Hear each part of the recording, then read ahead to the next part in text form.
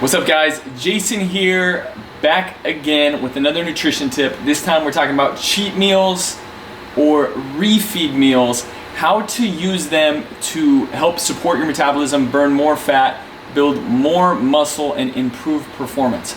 So we're gonna talk about what it is, why would you do it, and how would you do it. So why is pretty easy. Obviously we wanna eat delicious food, but what it's not is an excuse to go and eat a cheat meal that turns into a cheat day. But this should help give you more freedom and have a better relationship with food overall.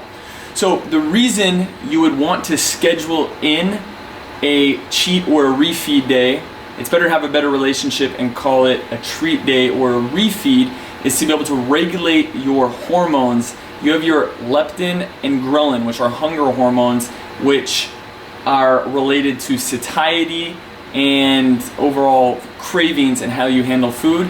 Also, you are able to replenish glycogen. So this is especially important for people that are on a caloric deficit for an extended period of time, and that could even be 2 weeks or so, where you are eating a lower carbohydrate diet and you're training.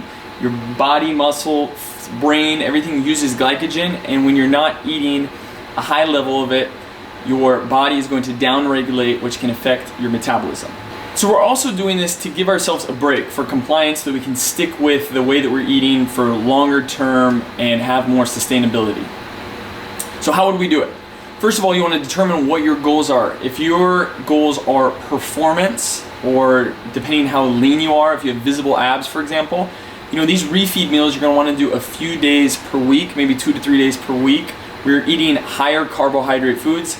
Now, if your goal is fat loss, or you're not training, we'll say 3 to 4 days per week, something as little as 1 day per week is going to have a positive effect where you're resetting glycogen and help regulate these hormones or so on.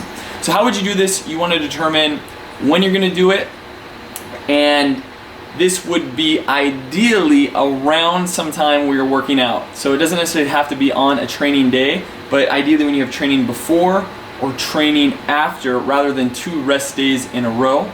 And to simplify this, you're eating about 25% more than what you're normally eating. So the protein's gonna stay pretty similar, and you would essentially double the carbohydrates that you're eating and reduce the fat a little bit, because we're trying to refeed that glycogen that you get from carbohydrates. Each time you do this, you're gonna get data. You can determine how you feel, how your body looks and performs, to see if you did well with a certain type of food, or if you should do this more frequently. When you wake up, how did you feel? And the correct ways to do this are, don't let that cheat or refeed meal turn into a full day that can turn into another day and turn into a week.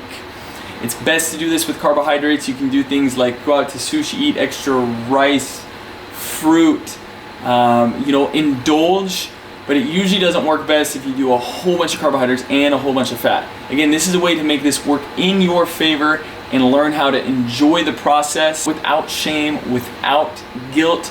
Remember, have that meal, sit down, be satisfied. This is a meal, it doesn't turn into an all-day buffet, but this should benefit you in the long run. I hope that was helpful. Let us know any sort of questions if you want to start a conversation below. Thanks for watching.